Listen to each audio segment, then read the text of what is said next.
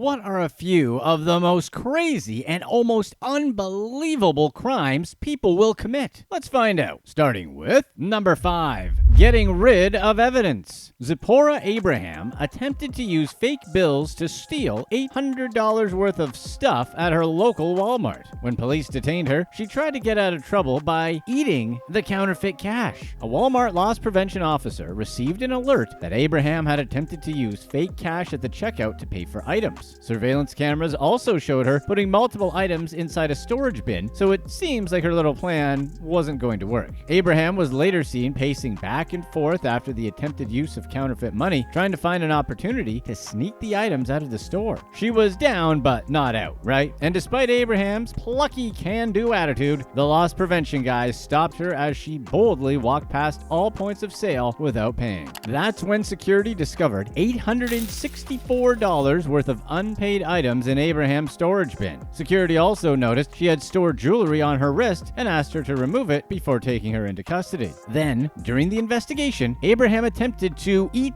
the counterfeit bills. You know, to get rid of the evidence, we think. Or maybe she just wanted some lunch money? She tried to eat roughly $200 of the fake cash. Police arrested Abraham and took her to a nearby correctional center where they set her bond at $10,000. During their investigation, Walmart employees discovered from the store's surveillance footage that Abraham had also attempted to steal from the store in the past. As of the release of this video, Abraham has been charged with third-degree grand theft and uttering forged bills, which is a really weird way of saying she knowingly tried to use forged bills. The thing is, as weird as this story was, you know that loss prevention guy probably has some even crazier stories. What's the wildest thing you've ever seen in a Walmart? Tell us in the comments below.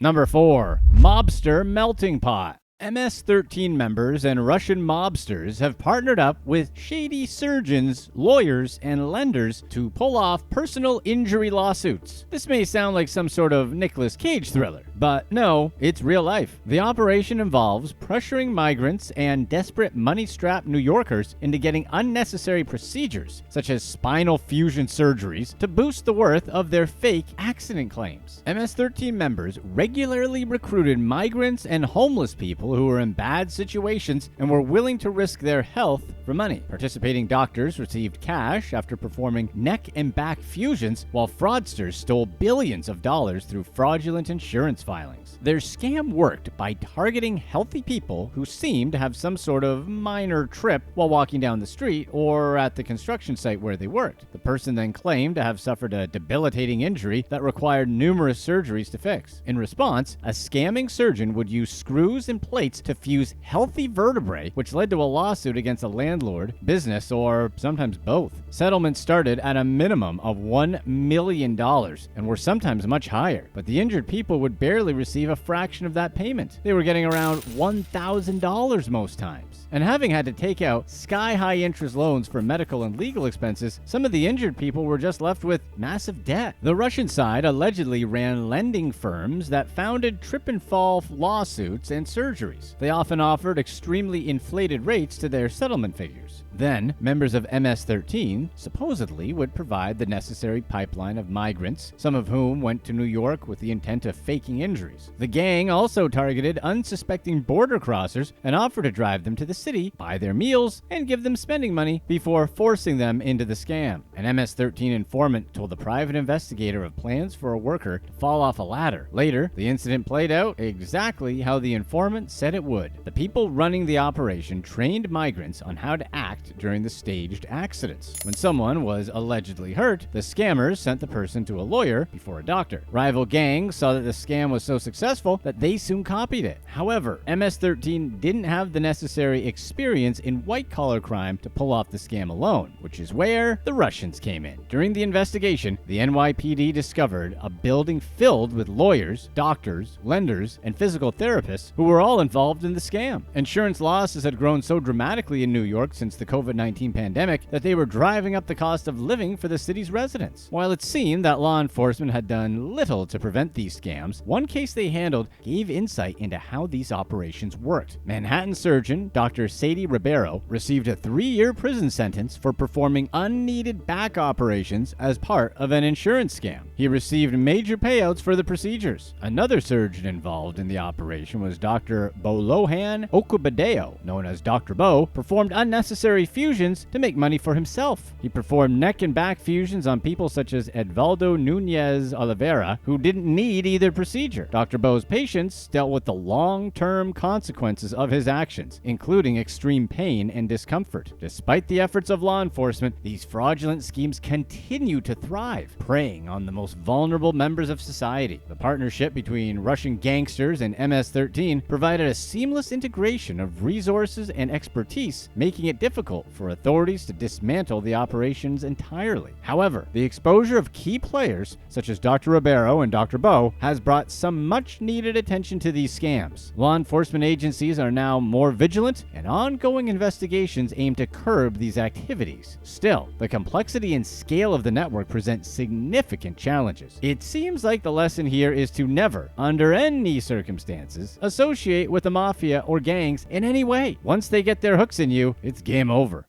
Number 3. Game over. Edward Kang became so stupidly angry with some online video game rival that he boarded a flight from New Jersey to Florida to go after his rival with a hammer. Kang told his mom he was going to visit a friend in Florida and boarded an overnight from Newark Liberty International Airport to Jacksonville International Airport. He checked into his hotel at 2 a.m. and the next morning he headed to an Ace Hardware outlet to purchase a hammer and a flashlight. Kang then threw on a mask, some gloves, and dressed in all black as he snuck into the victim's house in the early hours of the morning. He then went after his rival with the hammer, and the victim's calls for help awoke his stepfather. When the stepfather went to check on the victim, he found him on the ground, struggling to get away from Kang. Luckily, the stepfather and stepson duo managed to restrain Kang and waited for the police to arrive. Police, of course, arrested Kang and attended to his victim, who suffered non-life-threatening injuries. After he was arrested, Kang wasn't very cooperative with the police. During questioning, all he would say was that the victim was a bad person online, which kind of describes half the internet, right? Kang's anger apparently stemmed from an encounter with the victim while playing a game called Archage. We're sure the victim probably wasn't exactly being a little darling either, but the fact that a dispute over a video game of all things leads to this is ridiculous. Number 2. A lion romance. An unidentified woman climbed the barrier of the Bronx Zoo's lion exhibit, clutching roses and tossing money at the lions. And hey, lions are still really big cats at the end of the day, but this obviously wasn't a good idea. The woman wore a blonde wig, red dress, and a leopard print shawl and stood 15 feet away from the lion while speaking to it like a friend she hadn't seen in years. Some video caught her going on and on about how much she missed the lion. She even told the lion she came back for him and said how much she loved him. The act flipped out onlookers for obvious reasons, so they alerted staff about what the lady was doing. However, when employees got to the enclosure, she was gone. Although she was far closer to the lions than was recommended, which is to say, anytime a lion has direct access to you, you're probably too close. But that's just our opinion. A zoo spokesperson explained that she was in a planted area near the exhibit, but was never actually in the same space as the lion. Additionally, the spokesperson accused the woman of harassing the lions and having no consideration for her safety or the safety of the zoo's staff and guests. The zoo was working closely with its NYPD substation to investigate the situation. It wasn't the first time an incident like this occurred, and the public called on the zoo to improve its security. This lady, named Maya Autry, snuck past the barrier to the lion enclosure back in 2019 to taunt the lions, raising her arms and dancing. It didn't work. Instead, the lions just stared at her. A witness speculated that Autry was the woman behind this incident as well, which isn't crazy. Following the 2019 incident, Autry stood outside a courthouse and claimed her actions were for spiritual reasons. There's obviously some serious mental health stuff going on with this lady, so we hope she gets some help, and we're glad she wasn't mauled. Apparently, the lion wasn't even on its feet when she was in there. It was just lying down. Be sure to stay tuned right here to find out how this guy was able to evade capture for over 40 years. Number 1. The unbelievable swap. Authorities discovered that this guy named Thabo Bester, a particularly vicious South African criminal, was living in a mansion with his celebrity doctor girlfriend a year after he had passed away in a maximum security prison. Obviously, his passing was a hoax, but it's weird that for a little while, it actually worked.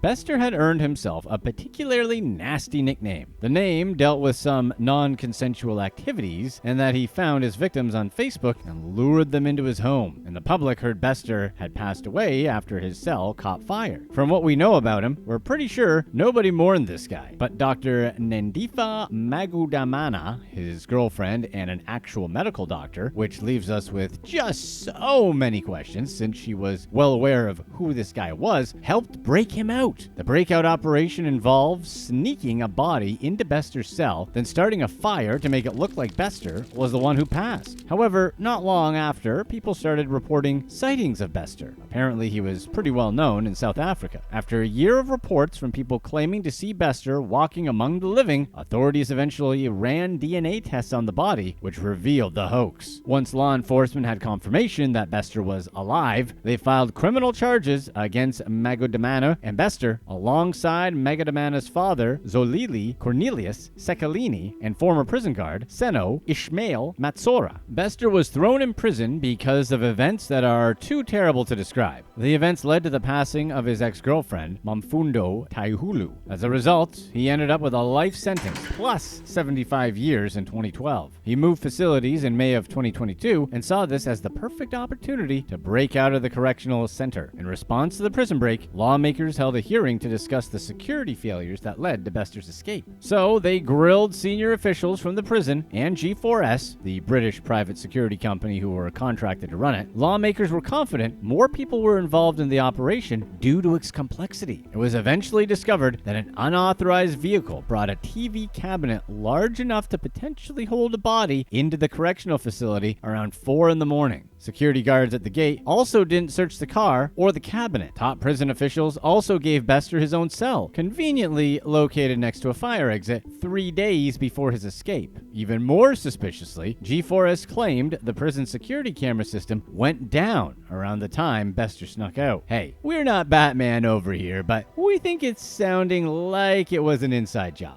Look at us cracking the case. 3 prison employees, including the 2 guards working in the security room and the night supervisor, ended up losing their jobs over the incident. Bester moved into Magudamana's Johannesburg mansion, where he drove luxury cars and allegedly ran a fake company that scammed businesses out of hundreds of dollars. Before the news of the jailbreak came to light, Magudamana was a well-known doctor and entrepreneur who had many followers on Instagram. In 2018, she was recognized as a top 200 young South African. Once the hoax was revealed, the couple fled the country, but authorities caught them in Tanzania and forced them back to South Africa to face criminal charges. They had several passports and were planning to cross the border into Kenya when they were arrested. As of the release of this video, Thabo Bester and his co-accused are facing significant legal repercussions. Bester himself, being all dramatic, requested capital punishment, claiming mistreatment and unfair legal proceedings. However, capital punishment is no longer practiced in South Africa, and Bester knew this, so basically he was just being dramatic.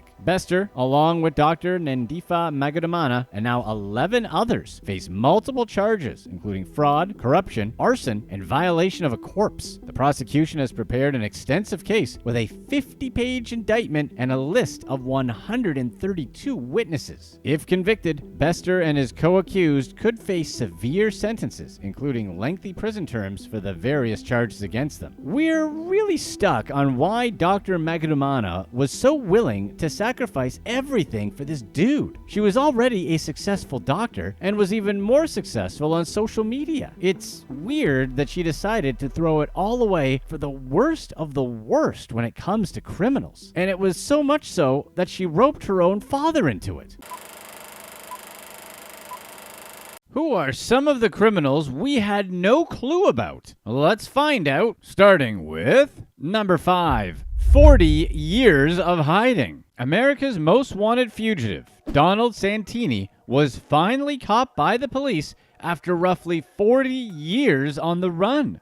Santini's criminal career stemmed back to the 1970s when he served jail time for a crime he committed in Germany while he was in the army. He was also charged with robbery in Texas. In 1984, authorities believed he completed a hit on Cynthia Ruth Wood, a mother who was in the middle of a custody battle. He evaded capture for the next 40 years by adopting various aliases and traveling the country. Although he had a wife and child in Texas, he fled to California to start a new life. Santini changed his name to Wellman Simmons and worked at various jobs, including apartment manager, running an antique store, and serving as president on a water board. He married another woman, and the pair had several children. Santini opened a Thai restaurant with his second wife in La Mesa, and while he appeared to be a wealthy businessman, the fugitive was in a lot of debt. He owed one guy $24,000 for giving him a personal loan for his restaurant. When Santini worked as an apartment manager, a former tenant sued him for over $91,000. The tenant had moved into the building, and Santini agreed to pay him $25 an hour for some work. They arranged for Santini to forward the guy his checks to cover his rent, but Santini just kept the money instead. Eventually, the property company that Santini worked for evicted the tenant for unpaid rent, prompting the lawsuit. Before long, Wellman Simmons owed dozens of people hundreds of thousands of dollars and declared bankruptcy 3 times. In a 2004 filing, he listed over $161,000 in liabilities and included a long list of his debts, including $10,000 owed to the San Diego Union Tribune newspaper and an undisclosed amount owed to American Express. In 2018, Santini was even on TV being interviewed by ABC San Diego after 2 people who lived in an apartment building that he managed had passed away. Law enforcement eventually tracked Simmons down when he applied for a passport renewal. His daughter, Whitney Simmons, had no clue about her father's double life. When she discovered that U.S. Marshals arrested him in relation to Cynthia Ruth Woods' passing, Whitney was certain someone had set him up. She thought that his other children were angry with him and decided to inform the FBI about her father's whereabouts. A week after Santini's arrest, Whitney's brother and sister put her family home on the market and sold their father's belongings. Whitney challenged the evidence against her father regarding Woods' case and insisted that the husband set it up. In court, he admitted to being Donald Santini, not Wellman Simmons, despite living under that name for 2 decades. After almost 40 years on the run, Donald Santini is set to live out the rest of his days behind bars with a 50-year prison sentence after pleading guilty. It makes you wonder, how does he feel about it? The guy lived a pretty full life on the run, but also had to live with the knowledge of the crime he committed. What do you think? Is he finally at peace now that he's been caught and sentenced? Or was this guy a total psychopath that's mad he got caught? Tell us in the comments below. Number 4. Uber cheats.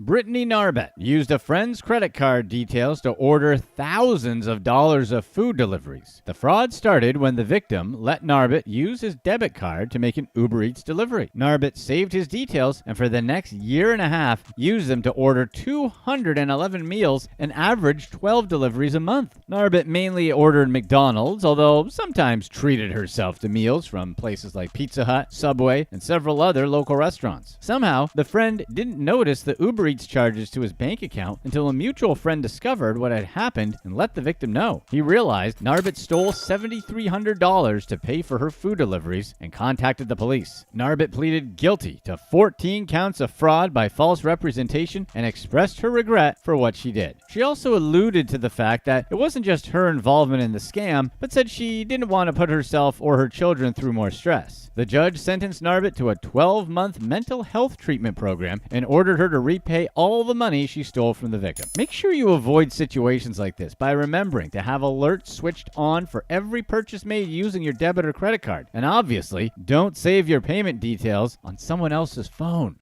Number 3. Hollywooding. Ann Dunlop conned her family out of $43,000 in a bogus Hollywood actress fraud. Dunlop, who lived with her husband and an unnamed female roommate, told family members that her roommate was about to have her big break in Hollywood and was being lined up for some $1 million contracts. She claimed that the future star's manager was U.S. entertainment executive Irving Azoff, and that the woman was mingling with A-listers such as Beyonce and Leonardo DiCaprio. Dunlop convinced her brother, David Bunton, that the roommate needed cash to tide her over until the money from her Hollywood contracts arrived. David was a former life science company CEO who sold his business for some pretty good money and gave her a loan. Anne also targeted her sister Jean and brother-in-law Steve Allen, who thought that Dunlop and her roommate had champagne on tap at their fancy London residence. Although Anne's roommate was bound to be a star, Anne asked Jean and Steve to help pay her bills because she just didn't have the money. After learning that Irving Azoff was representing the actress, David handed the pair $6,100 to help build her career. The two women also mentioned working on movies with Michael Keaton and Quentin Tarantino. The alleged actress said she went to the Oscars to network and had met Leonardo DiCaprio while working on a marketing campaign for Chanel. Anne also told her family that the woman was going to star in the movie version of Wicked, directed by Tim Burton. David didn't know the exact figure that the fraudster would earn for the movie, but believed it would be millions of dollars. So, being a good brother, he loaned Dunlop $33,000 when he learned she and her husband were struggling to make ends meet. David also covered at least one of their utility bills. Then, months passed, and nothing was even attempted to be repaid. The woman was supposed to appear in the Chanel Christmas commercial, but when it aired, David noticed that she wasn't in it. So naturally, he grew suspicious of his sister and her friend and hired a private investigator to keep an eye on the woman. He wanted to know if the alleged soon-to-be star was actually represented by Azoff, or if his sister had lied to him. David and Alan were under the impression Anne and the woman lived a movie star lifestyle in London. When they visited Anne's place for her birthday party, there was an endless supply of champagne. The two men also noticed that the woman liked to shop at Harrods, an expensive luxury department store, and had designer handbags. While living extravagantly, the women turned to Alan for help covering Dunlop's $730 gas bill that she said she couldn't afford. Dunlop said she would repay Alan in 2 weeks, as she had a large sum of money in her bank account, but it wasn't available immediately because it was tied up in an investment fund. She also told her family members that Tim Burton collected her roommate's debit and credit cards and put them in a safe, which is such a weird thing to say Tim Burton did with no explanation. Anne was eventually found guilty of defrauding her family out of $43,000. She said in court that she really believed the actress had starred in the movie she told her family about. She added that she asked her family for money when her husband got sick and stopped working. Anne also mentioned that the woman was going to appear on a U.S. TV show and had already filmed an episode for it. Dunlop and her accomplice agreed to pay David and Alan all of the money they took. People never expect their own siblings to scam them, unless your sibling is Logan Paul. Number 2. Breaking Bad, the math version. Math teacher Jeffrey Scott Blake kept a host of illegal substances and related paraphernalia in his RV. He had worked for Citrus County School District in Florida since 2001. Law enforcement first discovered a glass pipe in Blake's pocket that had traces of illegal substances and discovered 3 clear plastic bags inside 2 eyeglass cases which contained multiple illegal substances. They executed 2 search warrants at the veteran teacher's home where they discovered large quantities of illegal